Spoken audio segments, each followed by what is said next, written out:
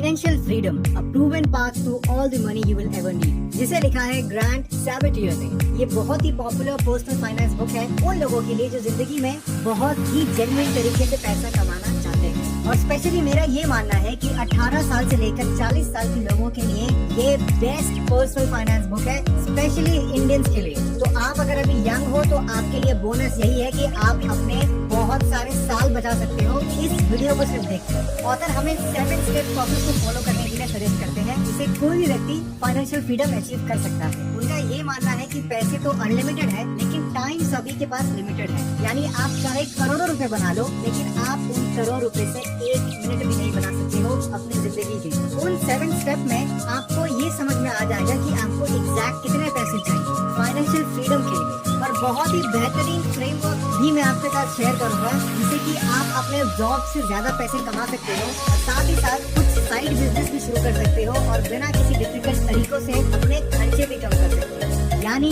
ये वीडियो आपको अमीर बना सकता है अगर आप इस वीडियो को पूरा देखते हो तो। और मैं चाहता हूँ कि इंडिया का हर व्यक्ति फाइनेंशियल फ्रीडम अचीव कर सके, कोई हमें आंखें नीचे रख के ना देख सके। इंडिया की बात आएगी तो सब यही बोलेंगे कि भाई इंडिया सबसे ज्यादा इंटेलिजेंट और सबसे ज्यादा अमीर है, और इसी को हम आज इस वीडियो में करने वाले हैं। नमस्ते दोस्तों, आप सभी का स्वागत है बुक फिलो यूट्यूब चैनल पर, जहाँ पर हर संडे आपको मिलते हैं हाई क्वालिटी बुक समरी। अगस्त 2010 में ऑथर एक अनएम्प्लॉयड थी और वो अपनी फैमिली के साथ रहते थे। देखो यार, अनएम्प्लॉयड होना बहुत कॉमन है लेकिन फैमिली के साथ रहना 24 साल में अमेरिका में एक बहुत बड़ी चीज होती है। क्योंकि अमेरिका में क्या सिस्टम है कि जैसे बच्चे 18 साल को जाते हैं वो अपने घर छोड़ देते हैं और उनकी लाइफ वो खुद की मर्जी से ही जीते हैं। लेकिन ऑथर 24 साल के थे इस वक्त, तो इनके लिए बहुत ही बड़ी शेम की बात थी कि मैं अभी भी घर वालों के साथ रह रहा हूँ। उन्होंने 3 साल हार्डवर्क किया और ना जाने कितने आइडियाज ट्राई किया, फिर भी इन दी एंड उनके बैंक में सिर्फ $2 बचे बैठे, यानी 150 रुपए। अगर हम ऑन एन एवरेज देखते हैं तो आज के बच्चे कम सेव कर पाते हैं अगर हम कंपेयर करें अपने पेरेंट्स के जनरेशन से। अभी इन्फ्लेशन भी बहुत ज्यादा हाई है और साथ ही साथ कॉस्ट ऑफ एजुकेशन तो आसमान छू रहा है, जिस कारण बहुत बच्चों के ऊपर स्टूडेंट लोन भी है। ऑथर ने ये सोचा कि अगर मैं 9 to 5 जॉब में फंसा रहा तो इसकी कोई गारंटी नहीं है कि रिटायरमेंट के वक्त मेरे पास फ्रीडम रहे और इतने पैसे भी हो कि मैं रिटायरमेंट अफोर्ड कर सकूं। तो ऑथर ने सोचा कि मुझे कुछ अलग करना होगा जिसमें मैं वो करूं जो लोग अक्सर रिटायरमेंट के बाद सोचते हैं। उनका प्रिंसिपल बहुत ही सिंपल था,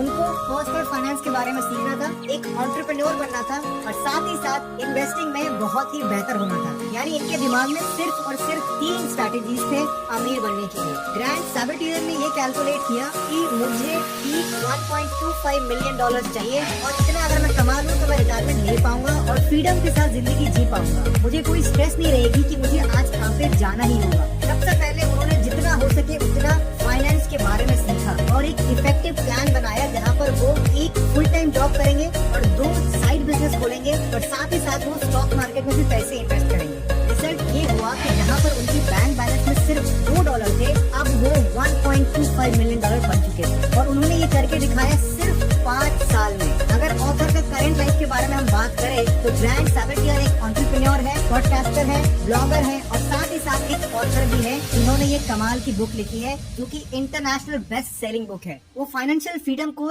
7 तरीके से एक्सप्लेन करते हैं। पहला है क्लैरिटी। इस फेज में आप ये समझते हो कि आप किस सिचुएशन में हो और आपको फाइनेंशियल फ्रीडम कैसे अचीव करनी है। दूसरा है सेल्फ सफिशिएंसी। इस फेज में आप इतने पैसे कमा रहे हो जिससे कि आपका घर चल रहा है और आप सारे बिल्स ठीक ठाक पे कर पा रहे हो। तीसरा है ब्रीदिंग रूम। ये वो फेज है जहाँ पर आप सिर्फ और सिर्फ अपने सैलरी पे डिपेंड करते हो, आपके पास कोई सेविंग्स नहीं बचती है, आपके खर्चे उतने ही ज्यादा है जितने आपकी इनकम है। यानी अगर थोड़ा सा भी सैलरी लेट से आए तो आपको बहुत प्रॉब्लम हो सकती है। चौथा है स्टेबिलिटी। ये थोड़ा रिलैक्सिंग फेज है जहाँ पर आपके 6 महीने के खर्चे आपने सेव कर लिया है और आपके ऊपर कोई लोन वगैरह भी नहीं है। पांचवा है फ्लेक्सिबिलिटी। ये स्टेबिलिटी से भी बेटर फेज है जहाँ पर आपके 2 साल के खर्चे आपने ऑलरेडी इन्वेस्ट कर रखा है कहीं पे। छठा है फाइनेंशियल इंडिपेंडेंस फेज। ये मेरा इंडिविजुअल फेवरेट है और मैं ये गारंटी देता हूँ कि आने वाले कुछ सालों में मैं 10,000 लोगों की जिंदगी बदलने वाला हूँ। तो फाइनेंशियल इंडिपेंडेंस फेज यही है जहाँ पर आप एक ऐसे फेज में हो जिससे कि आपकी जो इनकम है वो ऑटोमेटिकली ही आपके इन्वेस्टमेंट से जनरेट हो रही है और साथ ही साथ आप रिटायरमेंट भी ले सकते हो,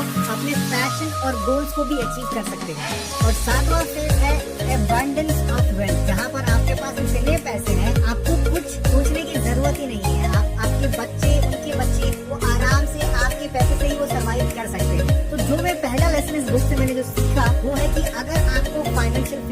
करनी है तो आपको ये कैलकुलेट करना होगा कि आप कितने पैसे खर्च करते हो सालाना। यहाँ ऑथर ये कहते हैं कि हमें कंपाउंडिंग इंटरेस्ट का फायदा उठाना है। इवन आइंस्टाइन भी ये कहते हैं कि compound interest is the eight wonder of the world. अगर सिंपल शब्दों में समझाऊं तो कंपाउंड इंटरेस्ट का मतलब होता है कि आप अपने पैसे से जो इंटरेस्ट कमाते हो उसे री इन्वेस्ट करना, जिससे कि आपका जो पैसा है वो हर साल कंपाउंड होता रहे। अगर मैं आपको एक एग्जांपल से समझाऊं तो अगर आपने एफडी कराया बैंक में 3 साल के लिए, मान लेते हैं कि आपने 1 लाख रुपए का एफडी कराया है और रेट ऑफ इंटरेस्ट आपको मिला 7%, तो पहले साल आपका पैसे कुल 1,07,000 हो जाएंगे। अब आपको 1,07,000 पे आपको 7% मिलेगा, बल्कि 1 लाख पर नहीं। इसी को कहते हैं कंपाउंड इंटरेस्ट, जहाँ पर आपका इंटरेस्ट कैपिटल से ऐड हो जाता है और आपको प्रॉफिट दिलाता है। ऑथर ये रेकमेंड करते हैं कि सबसे पहले आप अपना एनुअल एक्सपेंसेस कैलकुलेट करिए, और एनुअल एक्सपेंसेस कैलकुलेट करना बहुत ही सिंपल है। आपको पहले ये कैलकुलेट करना पड़ेगा कि आपके ऊपर लोन कितना है, आप एनुअली टैक्स कितना पे करते हो, आप अगर रेंट पे रहते हो तो आपका सालाना क्या रेंट है,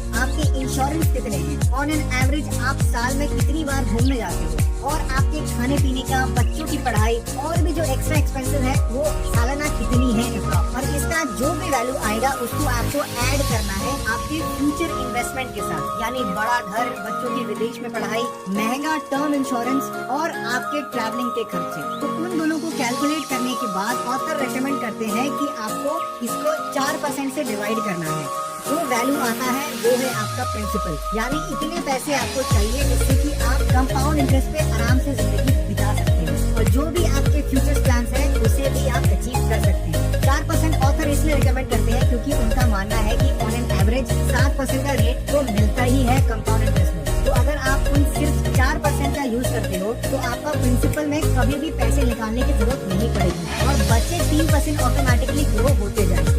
अगर आपको ये बहुत टफ लग रहा है तो मैं आपको क्लियर कर दूं कि ये टफ नहीं है, बस आपको पेशेंस के साथ इस वीडियो को कंटिन्यू देखते रहिए, आपको सब कुछ समझ में आ जाएगा। दूसरा स्ट्रैटेजी जो मैंने सीखा इस बुक में वो है calculating net worth before starting the financial freedom journey. हम हमेशा जब कहीं पहुंचना चाहते हैं तो अक्सर प्लानिंग पहले से ही कर लेते हैं। हम अपने स्टार्टिंग पॉइंट से डेस्टिनेशन तक एक रोड मैप बना लेते हैं जिससे कि हम सही डायरेक्शन में चलते रहें। अगर हम बिना डायरेक्शन के जर्नी स्टार्ट करेंगे तो हमें बहुत परेशानियां फेस करनी पड़ेगी, और हो सकता है कि जहां पहुंचना हो वहां आप कभी भी ना पहुंच पाओ। इसीलिए फाइनेंशियल फ्रीडम तक पहुंचने के लिए आपको एक प्रॉपर प्लानिंग और डायरेक्शन की जरूरत है, जिसे ऑथर कहते हैं कि आप अगर नेट वर्थ कैलकुलेट कर लेते हो तो कहीं ना कहीं आप एक रोड मैप बना रहे हैं। नेट वर्थ कैलकुलेट करने के लिए बहुत ही इजी प्रोसेस है। आपको अपने एसेट से लायबिलिटी को सब्सट्रैक्ट करना है, जो वैल्यू आएगा वही है आपका नेट वर्थ। जो लोग कॉमर्स फील्ड से नहीं है उनके लिए मैं सिंपल में समझाता हूँ एसेट क्या होता है और लायबिलिटीज क्या होता है। एसेट यानी आपका बैंक बैलेंस, आपकी प्रॉपर्टीज, जितनी भी वैल्यू वाली चीजें हैं आपकी लाइफ में वो सभी आपकी एसेट है। फॉर एग्जाम्पल अगर आपके पास एक 55 इंच का टीवी स्क्रीन है 2 साल पुराना, और अगर आप इसे आज बेचने जाओगे तो आपको 30,000 रुपए मिल जाएंगे, तो ये भी आपका एसेट है। अगर आपने कुछ गोल्ड रिंग लिया है या फिर कहीं पे पैसे इन्वेस्ट किए हैं तो वो भी आपका एसेट ही है। एसेट का लिस्ट बनाने के बाद आपको लायबिलिटीज का लिस्ट बनाना है। लायबिलिटीज यानी वो चीजें जिसमें आपके पैसे जा रहे हैं, जैसे कि आपका credit card loan, business loan या होम लोन, जो भी आपके खर्च है जैसे कि रेंट, खाना पीना। तो जब आप एसेट से लायबिलिटी को सब्सट्रैक्ट करते हो तो आपका नेट वर्थ का पता चल जाता है। जब हम बात करते हैं मुकेश अंबानी सर की, वो है $75.8 बिलियन, तो वो वैल्यू उनका एसेट और लायबिलिटी को सब्सट्रैक्ट करने के बाद ही आया है। तो आप इमेजिन कर सकते हो कि उनके पास कितने पैसे हैं। हमें ऑफकोर्स अंबानी या फिर जेफ बेजोस से अपने आप को कंपेयर नहीं करना है, पर नेट वर्थ कैलकुलेट करने से आपको बहुत ज्यादा मदद मिलेगी। आपका नेट वर्थ 2 तरीके का हो सकता है, पहला पॉजिटिव, दूसरा नेगेटिव। यानी जब आपकी एसेट ज्यादा हो तब वो पॉजिटिव है, और जब आपकी लायबिलिटी ज्यादा हो तो वो नेगेटिव में आता है। और ऑथर हमें ये भी रेकमेंड करते हैं कि हमें हर रोज अपने नेट वर्थ को 5 मिनट के लिए देखना है, जैसे कि बैंक में कितने पैसे हैं, किन किन लोगों को मुझे पैसे देने हैं, कहाँ कहाँ से मेरे पेमेंट आ रहे हैं और कहाँ कहाँ मुझे पेमेंट देना पड़ रहा है। ये हो सकता है कि आपके लिए ये थोड़ा स्ट्रेसिंग हो, लेकिन ऑथर का मानना है कि अगर आप इसे रोज करते हो तो आप अपने आप को ट्रेन कर रहे हो फाइनेंशियल फ्रीडम की ओर। तीसरा स्ट्रैटेजी जो मैंने इस बुक से सीखा वो है find out how much work time you are exchanging for each items. यहाँ ऑथर एक कमाल की माइंडसेट शेयर करते हैं जिससे कि हम सभी अपने अननेसेसरी खर्ची को कम कर सकते हैं। वो ये कहते हैं कि जब भी आप कोई प्रोडक्ट खरीदते हो तो आप ये भी कैलकुलेट करना चाहिए कि जिस कीमत में आप उस प्रोडक्ट को खरीद रहे हो वो सेम अमाउंट आपको अर्न करने में कितने घंटे या फिर कितने दिन लगेंगे। फॉर एग्जाम्पल, अगर आप एक 50,000 रूपए का फोन खरीदते हो और आपकी सैलरी है 25,000 रूपए पर मंथ, तो उस फोन की असली कीमत है 2 महीने की हार्डवर्क, ना कि 50,000 रूपए। ये शायद बहुत लोगों के लिए अनफेयर है क्योंकि उन्हें लाइफ को एंजॉय करना है, लेकिन ऑथर का मानना है कि अगर आपको फाइनेंशियल फ्रीडम अचीव करनी है तो ये कैलकुलेट करना ही पड़ेगा आपका पर आवर इनकम कितना है। इसे कैलकुलेट करना उतना इजी नहीं है क्योंकि जनरली हम इनकम को टाइम से डिवाइड करके कैलकुलेट करते हैं कि अपना पर आवर इनकम कितना है, लेकिन उस टाइम को कौन कैलकुलेट करेगा जब आप ट्रैवल करते हो, जब आप अपने घर या ऑफिस में जाते या आते वक्त ट्रैफिक में फंसे रहते हो। उस वक्त को कौन कैलकुलेट करेगा जब आप अपनी घर की सफाई करते हो, ग्रोसरीज खरीदने जाते हो, अपने बच्चों को स्कूल पे छोड़ते हो। इन सारी चीजों को अगर हम कैलकुलेट करें तो हमारी पर आवर इनकम बहुत ही कम होती है और इसी का हमको फायदा उठाना है। इसीलिए ऑथर सभी को रेकमेंड करते हैं कि आप जब भी कोई भी एक्सपेंसिव चीज खरीदो तो कोशिश करिए कि आप ये भी कैलकुलेट करो कि आप कितने महीने की हार्डवर्क करोगे, तब जाके आपने जो इन्वेस्ट किया है वो आप कमा पाओगे। इससे हम बहुत ही कॉन्शियस स्पेंडिंग करेंगे बिना किसी रिग्रेट के।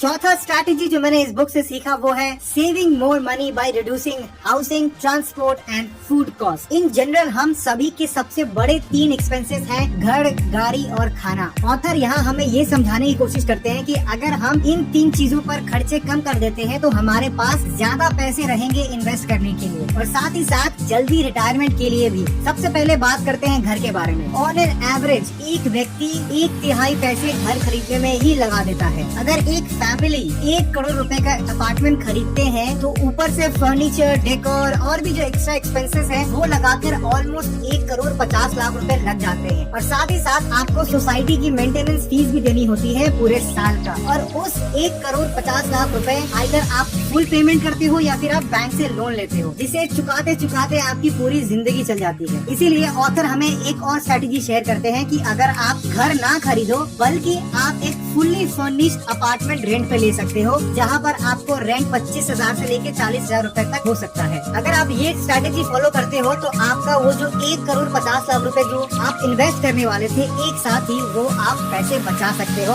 सिर्फ रेंट देकर। ऑथर का ये भी मानना है कि अपने लाइफस्टाइल को बिना कॉम्प्रोमाइज करे आपको जितना कम हो सके उतने कम रेंट वाले घर में रहना चाहिए, जिससे कि आपके पास पैसे सेव हो। अगर आपको बहुत ही अच्छे घर और वेल मेंटेन सोसाइटी में रहने की आदत है तो आप जाकर चौल में रहना शुरू कर दो, क्योंकि इससे आपको बहुत तकलीफ होगी। लेकिन अगर आप एक फुल्ली फर्निश्ड अपार्टमेंट ले लेते हो तो आपको बिना किसी कॉम्प्रोमाइज के आप आराम से रह सकते हो। दूसरा सबसे बड़ा इन्वेस्टमेंट है गाड़ी का। बहुत लोगों का मानना होता है कि खुद की कार होनी ही चाहिए या फिर एक स्पेसिफिक ब्रांड की कार हो तो भाई लाइफ में असली मजे तो उसी से आती है। ऑथर शो ऑफ माइंडसेट को इग्नोर करने के लिए बोलते हैं। वो कहते हैं कि आप हो सके तो पब्लिक ट्रांसपोर्ट यूज करो या फिर ऑनलाइन कैब बुकिंग का यूज करो, क्योंकि इससे आपके बहुत ज्यादा पैसे बचते हैं। क्योंकि जब आप एक कार खरीदते हो तो आप ये भी कैलकुलेट करो कि पूरे साल का पेट्रोल डीजल कितना लग सकता है और साथ ही साथ उसकी सर्विस फीस है और ऊपर से इंश्योरेंस और टैक्स, और कभी गलती से अगर एक्सीडेंट हो गया तो उसके ऊपर और खर्चे। ये सब अगर आप कैलकुलेट करोगे तो आपकी बहुत बड़ा अमाउंट जो है वो कार ले लेता है आपसे। और इंडिया में एक और प्रॉब्लम ये है, वो है कार की पार्किंग का। यानी अगर आप कार ले भी लेते हो तो आप उसे पार्क कहाँ करोगे, क्योंकि अभी तक इंडिया में ऐसे बहुत सारे गलियां हैं जहाँ पर कार जा ही नहीं सकती। बहुत लोगों का घर एक तरफ होता है और गाड़ी की पार्किंग एक तरफ होती है, तो इससे कोई मतलब नहीं बनता है। और कभी कभी जब लोग कार खरीदते हैं तो उनको कार पार्किंग भी खरीदनी पड़ती है, जो कि बहुत महंगा पड़ता है। मे भी पब्लिक ट्रांसपोर्ट हम सभी के लिए उतना ज्यादा इफेक्टिव नहीं रहेगा, क्योंकि इंडिया का पब्लिक ट्रांसपोर्ट उतना ज्यादा अच्छा नहीं है कंपेयर करें अगर हम डेवलप्ड कंट्री से, और ना ही हमारे यहाँ कैब्स टाइम पे आते हैं। तो अगर आप कार या बाइक ले भी रहे हो तो मेक श्योर करिए कि जितना कम बजट की कार हो उतना ज्यादा बेटर है। मैं आप सभी को रेकमेंड यही करूंगा कि अभी कुछ साल वेट कर लीजिए, क्योंकि आने वाले सालों में इलेक्ट्रिक कार्स और इलेक्ट्रिक स्कूटर या फिर इलेक्ट्रिक बाइक का ही जमाना आने वाला है, जिससे कि आपका पेट्रोल के पैसे बचेंगे और साथ ही साथ वो एनवायरनमेंट के लिए भी बेटर रहेगा। तीसरा है फूड। ऑथर रेकमेंड करते हैं कि हमेशा प्रमोशनल डेज में शॉपिंग करनी चाहिए, या फिर बहुत सारे कंपनीज आपको उनका एनुअल मेंबरशिप लेने के लिए कहते हैं, जिससे कि आपको हर एक प्रोडक्ट पे डिस्काउंटेड प्राइस मिल जाता है। जैसे कि बिग बास्केट या फिर ग्रोवर्स। वैसे इंडिया के लोकल मार्केट से भी आप अपनी जरूरत की चीजें ले सकते हैं, जहाँ पर आपको काफी सस्ते में प्रोडक्ट्स मिल सकते हैं और उससे वेंडर्स का भी फायदा होगा और आपका भी फायदा होगा। लॉन्ग टर्म में अगर आप ये 3 चीजों पर सेविंग करोगे तो आपके पास बहुत पैसे बचेंगे और जिसे आप आराम से कंपाउंड इंटरेस्ट पे एंजॉय कर सकते हैं। स्ट्रैटेजी नंबर 5 है जो मैंने इस बुक से सीखी, वो है ऑप्टिमाइजेशन ऑफ योर सैलरी। देखिए, जनरली ज्यादातर इंडियन लोग शाय होते हैं जब बात आती है उनकी सैलरी को बढ़ाने के लिए। लोग डर के मारे जाते ही नहीं है अपने बॉस के पास कि बॉस मेरी सैलरी आप बढ़ा दो, क्योंकि उनको डर लगा रहता है कि यार अगर मैं ऐसा करूंगा तो क्या पता मेरी जॉब ही लूज हो जाए। इसीलिए ऑथर रेकमेंड करते हैं कुछ 4-5 रूल्स आपको फॉलो करनी चाहिए जिससे कि आपकी सैलरी बहुत अच्छी हो सकती है। सबसे पहला रूल है कि आपको अपनी स्किल को आइडेंटिफाई करना है और आपको ये समझना है कि आपका वैल्यू क्या है उस कंपनी में। अगर आपकी स्किल्स अच्छी नहीं है और ना ही आप ज्यादा वैल्यू प्रोवाइड करते हो तो आपको फोकस करना है कि आपको स्किल्स बढ़ानी है और अपनी कंट्रीब्यूशन जो है कंपनी को वो भी बढ़ानी है। दूसरा रूल है कि आपको मार्केट रिसर्च करना है अपने जॉब पोजीशन को लेकर। अगर आप एक मार्केटिंग मैनेजर हो या फिर अगर आप अकाउंटेंट हो तो आप आइडेंटिफाई करो कि सिमिलर जॉब में ऑन एन एवरेज मार्केट में क्या सैलरी मिलती है। इससे आपको बहुत बढ़िया कंपैरिजन मिल जाएगा कि आपको क्या अंडर पे मिल रहा है या फिर आपको ज्यादा मिल रहा है या फिर आपको ठीक ठाक मिल रहा है। तीसरा रूल है कि आपको डिफरेंट कंपनीज में कनेक्शन बनाना शुरू करना चाहिए। आप चाहो तो लिंक्डइन, फेसबुक, इंस्टाग्राम, जहाँ पर भी हो सके कंपनीज को अपना रेज्यूमे या फिर सीवी भेजिए और लोगों से कनेक्ट करना शुरू कर दिए, जिससे कि आपके पास ऑप्शंस रहे हमेशा कि आपको बेटर अपॉर्चुनिटीज मिल सकता है। अगर आपने ये 3 रूल फॉलो कर लिया तब ऑथर रेकमेंड करते हैं कि आपको अपने बॉस के पास जाना चाहिए और आपको परसेंटेज हिसाब से बॉस को बोलना है कि मेरी आप 10% या 5% या 7% सैलरी बढ़ा दो, ना कि एक एग्जैक्ट अमाउंट से, क्योंकि ये साइकोलॉजिकली एक बहुत ही बुरा इंप्रेशन पड़ता है। अगर आप बॉस के पास जाते हो और कहते हो कि मेरी आप सैलरी 10,000 बढ़ा दो तो हो सकता है कि उसको थोड़ा प्रॉब्लम हो सके, लेकिन अगर आप बोलते हो कि मैं आपके लिए ये काम कर रहा हूँ और मैं एक्स्ट्रा और काम कर सकता हूँ, तो अगर आप मेरी 5% सैलरी बढ़ा देते हो तो या फिर 10% सैलरी बढ़ा देते हो तो इससे आपके सैलरी हाइक होने का चांसेस बहुत ज्यादा बेहतर हो जाता है। और 5वां रूल ये है कि आपको कोशिश ये करनी है अपने कंपनी में वर्क फ्रॉम होम का भी लीव लेना चाहिए। यानी अगर आपका काम ऐसा है कि आप घर पे रह के भी कर सकते हो तो कंपनी को आप ये कह सकते हो कि आप मुझे अलाउ करो कि मैं घर से काम करूं, जिससे कि आपका टाइम और पैसे बचे। स्ट्रैटेजी नंबर 6 है जो कि मैंने इस बुक से सीखी है, जो आप सभी को हेल्प करेगा फाइनेंशियली फ्री होने में, वो है start a side business with your current job. Author के एक फ्रेंड है जिसका नाम है मैट, जो कि एक फुल टाइम ग्राफिक्स डिजाइनर है और उनकी एनुअल सैलरी जो है वो $55,000 है। लेकिन इतनी सैलरी होने के बावजूद भी वो काफी फाइनेंशियल प्रॉब्लम फेस करते आ रहे हैं। तो उन्होंने सोचा कि मैं एक साइड बिजनेस करूंगा लेकिन मैं अपना जॉब भी नहीं क्विट करूंगा। तो उन्होंने अपना एक बिजनेस शुरू किया, डॉग वॉकिंग बिजनेस का। यानी अगर आप यूरोप या फिर अगर आप यूएस में जाते हो तो लोग डॉग को वॉक पे ले जाने के लिए आपको पैसे देते हैं। तो उन्होंने उसी तरह एक बिजनेस स्टार्ट किया जहाँ पे उन्होंने बहुत लोगों को हायर किया जो कि लोगों का डॉग वॉक पे लेके जाते हैं। इससे ये हुआ कि उनकी जो सैलरी है वो तो वो मिल ही रही है और साथ ही साथ वो साइड बिजनेस से भी उन्होंने काफी ज्यादा पैसे कमाए और वो उस पैसे को इन्वेस्ट करके और अभी वो आराम से वो लाइफ जी पा रहे हैं। उसी तरह अगर आप एक जॉब कर रहे हो तो अपना जॉब क्विट ना करें। आप कोशिश करिए कि आपका जो भी इंटरेस्ट है उसी रिलेटेड एक साइड बिजनेस शुरू कर दीजिए और आप फोकस ये करिए कि ज्यादा पैसे इन्वेस्ट ना करें। आपका गोल ये होना चाहिए कि मुझे बस प्रॉफिटेबल होना है, चाहे वो 5,000 रुपए हो चाहे वो 10,000 रुपए हो। कोशिश करिए कि जितना मिनिमम कैपिटल लगे उतना ज्यादा बेटर है आपके लिए। और साथ ही साथ आपको इससे आपको बिजनेस की जो स्किल है वो भी आपकी इम्प्रूव हो जाएगा, जो कि आजकल MBA में भी नहीं लोग सीख पाते हैं। ऑथर का ये मानना है कि हमेशा अपनी इनकम को डाइवर्सिफाई करना चाहिए। अगर आप अपनी इनकम को डाइवर्सिफाई नहीं करोगे तो अगर आपकी जॉब लूज हो जाती है तो फिर आपको फाइनेंशियल प्रॉब्लम हो सकती है। तो इस बुक के की पॉइंट्स यही है कि आपको अपना एनुअल एक्सपेंस कैलकुलेट करना है, उसके बाद अपना नेट वर्थ भी कैलकुलेट करना है। तीसरा, आपको ये फाइंड आउट करना है कि कोई आइटम खरीदने से पहले आपको कितना हार्डवर्क करना पड़ेगा जिससे कि आप वो पैसे कमा सकते हो। चौथा, आपको पैसे बचाने हैं अपने घर के खर्चों में, ट्रांसपोर्टेशन में और अपने खाने पीने में। पांचवा, अपनी सैलरी को ऑप्टिमाइज करना है, जिसे ऑथर ने कुछ रूल से समझाया जो आपने सीख लिया है। स्ट्रैटेजी नंबर 6 है कि आपको एक साइड बिजनेस खोलना है जिससे कि आपको साइड इनकम मिले और कोशिश करिए कि वो एक प्रॉफिटेबल बिजनेस हो। तो आज के वीडियो के लिए इतना ही। ये वीडियो में अगर चाहता तो मैं आपको 8 से 10 मिनट में भी समझा सकता था, लेकिन मेरा गोल ये है कि आप सभी को फाइनेंशियली फ्रीडम की ओर बढ़ने के लिए मैं आपको मोटिवेट कर रहा हूँ। इसी कारण ना मैं कभी क्वालिटी और लेंथ पे कभी कॉम्प्रोमाइज नहीं करूंगा। तो अगर आप इस वीडियो को अभी तक देख रहे हो, यानी आप में वो काबिलियत है कि आप फाइनेंशियल फ्रीडम की ओर जा सकते हो। अगर आप मेरे काम से खुश हो तो प्लीज चैनल को सब्सक्राइब करिए, और अगर इस वीडियो में आपने कुछ भी नया सीखा है तो प्लीज इसे लाइक करिए और कमेंट में मुझे अपने ओपिनियन जरूर शेयर करिए। तो मैं मिलूंगा आपसे नेक्स्ट वीडियो में, तब तक के लिए कीप रीडिंग, कीप ग्रोइंग।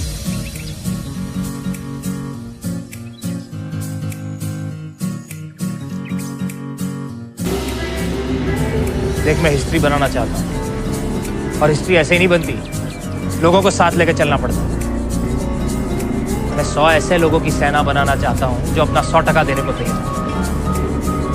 फिर अपन 1001% हिस्ट्री बनाएंगे। આજે ફકીરની ફકીરી ગઈ તરછો, સુશે નહીં સેટ પેલો માદર છો। लाला, ओल्ड स्कूल हो या न्यू स्कूल, सबके सिलेबस में एक सब्जेक्ट कॉमन होता है, प्रॉफिट, और वो मेरा फेवरेट सब्जेक्ट है। अरशद के धंधे की धार पे भरोसा रख, अच्छे अच्छों की कट जाती है इसके सामने। देखो, मैं सिगरेट नहीं पीता, और जेब में लाइटर जरूर रखता हूँ धमाका करने की।